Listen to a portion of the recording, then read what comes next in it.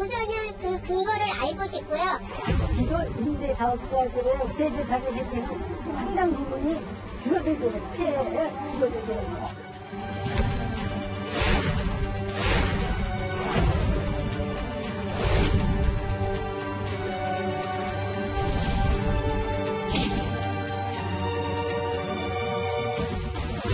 다수결은 최후의 수단이 되어야 합니다. 협치를 위한 정치인들의 용기가 그 어느 때보다 필요하다고 생각합니다.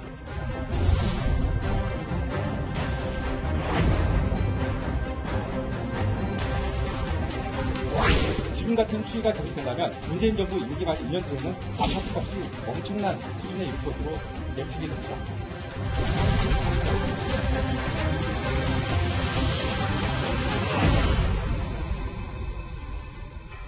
예. 임대차법 부작용에 대한 충분한 토론과 검토 없이 여당이 속전속결 밀어붙였다는 점에 대해서 일부 시민들도 크게 반발하고 있습니다. 당장 부동산 시장에서는 이런 우려가 현실될 조짐까지 좀 나타나고 있습니다. 이현정 의원님, 네. 화면을 같이 보겠습니다. 일부 친문 성향의 맘 카페를 중심으로도 지금 부동산 정책 그리고 임대차법이 잘못됐다는 시그널과 댓글들이 좀 많이 쏟아지고 있다. 일부 보도가 나왔거든요. 먼저 맘카페라는 게 사실 이제 이게 한 20대 후반 30대 이제 아기를 갖고 있는 이제 어머니들이 어떤 면에서 보면 이제 어떤 정보들을 교환하는 하나의 카페 형식의 이제 그런 모임인데요. 여기서 예를 들어 육아 정보도 교환하고 여러 가지 어떤 정보들을 교환하는데 이게 여러 가지 이제 정책 성향들이 많이 이제 가미가 됐어요. 예. 이제 그러다 보니까 지난 조국 사태 때 같은 경우에 조국 전 장관을 비난하는 회원들을 강퇴시키고 이래서 이것 때문에 사실 맘카페가 소송도 당하고 굉장히 어떤 정치화된 그런 게 이제 맘카페였어요. 그러니까 일부 카페가 그렇죠. 이게 이제 어떤 면에서 보면 친문 성향의 이제 그런 어떤 성향을 많이 가지고 있기 때문에 특히 이제 문재인 대통령 지지에 중요한 어떤 이 기반, 특히 30대 여성 그룹에 있어서 아주 지지에 있어서 핵심적인 역할을 한 게 바로 이제 이 맘카페인데, 근데 문제는 이번에 부동산 문제가 터지니까요. 사실은 부동산 문제는 누구나 다 공통적으로 가진 문제 아니겠습니까? 이게 정치 이슈도 아니고 당장 내 문제가 되지 않습니까? 이게 30대라는 그 성향을 보면 일단 결혼해서 이제 전셋집 정도 이제 가지고 있다든지 아니면 이제 좀 월세를 하고 있다든지 그래서 조금 집을 늘려가야 되는 입장, 또 아기를 위해서 이제 초등학교 들어가게 되면 좋은 학군으로 이사를 해야 되는 입장. 자, 그래서 어떤 면에서 보면 이제 미래 계획을 가지고 움직이는데 예. 문제는 이제 이번에 이 법 자체가 보면 지난 1990년도에 전세를 1년에서 2년을 연장하는 법이 통과가 됐어요. 그때 당시만 하더라도 전세값이 1년 사이에 한 30%가 뛰었습니다. 그러니까 정말 혁명적인 상황이었죠. 그러니까 지금은 근데 이제 2+2가 돼버렸잖아요. 그러니까 굉장히 어떤 정책에 큰 변화가 온 겁니다. 자, 그렇다 보니 지금 이제 이사를 쉽게 갈 수도 없어요. 그리고 전세 물량도 없어졌어요. 이제 그렇다 보니까 자기의 미래가 지금 불안전한 겁니다. 자, 그러다 보니까 이 30대에 있는 맘카페 회원들이 도대체 이게 뭐냐, 지금 내가 지금 집을 옮겨가야 되는데 지금 전세가 없어서 또 딴 데 가야 되는데 등등 이러한 어떤 불만들이 이 카페를 통해서 많이 표출이 되고 있는 상황입니다. 그렇군요. 아까 김가력 교수님이 임대차법 관련해서는 이게 다 전세에서 월세로 다 바뀌진 않을 것이다. 과도한 추측이라고 말씀하셨는데 장혜찬 평론가님, 그러면 여기 있는 것도 과도한 예상인지 한번 볼게요. 요즘 부동산 일부 카페들을 중심으로 나왔을 때 만약에 이렇게 임대차법이 바뀌었을 때 극단적으로 보면 앞으로 세입자가 세입자를 대해서 집주인이 면접을 보는 거 아니냐, 이런 좀 우스갯 소리까지 나오면서 꽤 그 시장에서는 반응이 폭발적이거든요. 저 글을 보면요, 전세 구하겠다는 경쟁률이 너무 높아서 이메일로만 자소서 받겠습니다라고 적혀 있습니다. 마치 취준생들이 면접 보기 전에 회사에 자기소개서 내는 것처럼 세입자가 이제 이 집주인들에게 자소서 내서 통과가 되면 인성검사 거치고 집주인 면접하고 경쟁 PT하고 최종 합격하겠다. 물론 해악이 담긴 풍자죠. 그런데 저는 저 풍자가 아예 비현실적인 풍자는 아니라고 봅니다. 이미 부동산 커뮤니티에서는 세입자와 계약 갱신하지 않는 방법, 그리고 계약을 갱신해 줄 때 우리가 최대한 그 손해를 메우는 방법, 예. 심지어는 세입자를 쫓아내는 방법 등에 대해서 여러 게시글들이 올라오면서 공유가 많이 되고 댓글이 많이 달리고 있다고 합니다. 지금 의도적으로 어떻게 보면 집주인의 이익에 대해서 규제를 걸어놓은 셈인데, 이렇게 되면 전세에 대한 수요는 계속 많겠지만 전세를 공급하는 집주인들은 어찌되었든 과거보다는 줄어들 수밖에 없거든요. 실질적으로 전세 매물이 줄어들었다는 언론 보도도 나오고 있고요. 그런데 예전에는 이 수요보다 공급이 적었을 때 공급자인 집주인들이 가격을 올려서 시장의 균형을 맞췄습니다. 근데 그 가격을 못 올리고 4년 동안은 묶어두도록 정부에서 규제하면 가격 대신 뭘 건드리겠습니까? 조건을 건드리게 되는 거죠. 아마 반려견 키우시는 분들, 그리고 어린 아이가 있는 가정, 이런 식으로 집주인에서 여러 가지 조금 고개를 갸웃거릴 만한 조건이 있는 분들은 전세집 구하기 정말 어려워지는 것이고, 운 좋게 전세에 들어간 분들은 4년 동안 안정적인 주거 혜택을 보장받을 수 있겠지만, 과거보다 전세라는 제도의 특혜, 전세라는 제도의 장점을 누릴 수 있는 그러한 국민들의 수는 훨씬 더 줄어들지 않을까. 집주인들이 더 깐깐해질 때 그 피해는 세입자들이 보게 된다는 점도 고려해야 될 것 같습니다. 그런데요, 이제 불과 3년 전 김현미 장관이 인사청문회 때 전월세 제도와 관련해서 이렇게 답변을 했었습니다.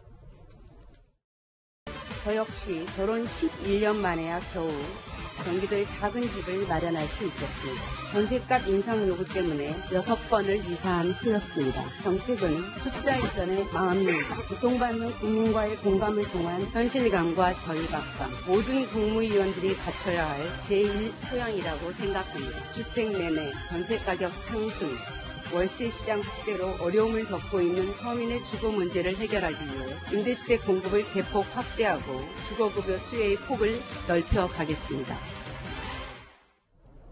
화면에서 보신 그대로 3년 전에요.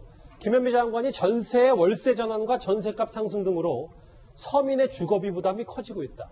근데 지금 3년이 지나서 뭐가 바뀌었는지 여당 내부의 일부 의원들은 월세가 뭐가 나쁘냐 얘기하고 있는 게 좀 앞뒤가 안 맞냐라는 지적이 안 맞는 거죠. 3년 전 말이 맞다고 봅니다. 그러니까 본인의 어떤 소득에서 몇 퍼센트가 사실상 거주비로, 즉 주거를 위해서 쓰이느냐가 굉장히 사실 어떻게 보면 자기의 어떤 삶에 영향을 많이 미쳐요. 그게 뭐 20%다 25% 정도가 되면 사실 굉장히 어려워지는 거거든요. 그렇죠. 이거는 뭐하고 또 연동이 되냐면 소비를 오히려 격감시키는 그런 효과를 만들어냅니다. 그래서 이 부분은 월세를 가급적 안 만들어주는 게 사실은 우리가 지향해야 되는 그런 부분인데 지금 뭐 월세로 이렇게 이동하는 그런 경향성은 분명히 있는 건 맞아요. 그래서 월세로 가는 과정 속에서 우리가 정부가 이제 고민해야 되는 부분은 뭐냐면 규모와 또는 지역에 따라서 일종의 월세 그 표준표, 그러니까 가격 레인지를 좀 줄 필요가 있다는 거죠. 그렇게 해서 시장에서 그거를 좀 받아들이게끔 유도하는 그런 정책들을 생각을 해줘야지 이거 무조건 이렇게 월세로 가는 것이 그냥 맞다라고 얘기하면 월세를 실질적으로 이제 가야 되는 사람들한테 상당히 부담이 될 수도 있거든요. 그래서 여러 가지 부작용들에 대한 어떤 대처 이런 것들이 지금 정부가 고민해야 되는 부분이다. 범위를 정해주라 이런 그렇죠. 말씀이신 거죠. 그런데 오늘 문재인 정부의 부동산 정책을 조목조목 비판하고 있는 경실련이 또 다른 수치 하나를 내놨습니다. 과거 정부 8년 동안 서울 전체 주택값은 4.3억에서 5.3억으로 1억 원 정도가 상승했습니다. 상승률은 약 24%입니다. 문재인 정부 상승률은 전 정권의 1.4배인 34%입니다. 서울에 어떤 집이 10% 미만 올랐나 우리가 찾을 수 있는 걸 다 뒤져봐도 없습니다. 대통령과 청와대는 지난 3년간 국민과 대통령을 속여온 이 가짜 통계 주범이 누군지, 이게 진짜 가짜인지 아닌지 밝혀야 됩니다. 굉장히 이제 강도 높은 비판을 하고 있는 경실련인데, 김태현 변호사님, 네. 화면에 나와 있는 것처럼 서울의 전체 주택, 그러니까 아파트, 뭐 연립주택, 단독주택 다 포함해서 과거 정부와 현 정부의 부동산 가격 상승폭, 그 다음에 다음 걸 볼게요. 여기는 이제 서울 아파트 가격은 뭐 아까 것보다 확실히 더 가격 상승폭이 높은데, 계속해서 이 경실련은 아니 김현미 장관이 말하는 10몇 %는 어디서 계속 나오는 거냐, 뭐 이런 얘기를 계속 주장하고 있고. 그러니까 뭐 통계를 보는 통계라는 게 사실 숫자를 가지고 여러 가지 기준에 따라서 여러 가지 표를 만들 수 있으니까 보는 시각이 좀 다른 것 같아요. 그런데 이게 52%다, 뭐 12%다 이게 중요한 게 아니라 그냥 거리 나가서 지나다니는 시민 붙잡고 아파트 값이 많이 올랐습니까 안 올랐나 물어보면 됩니다.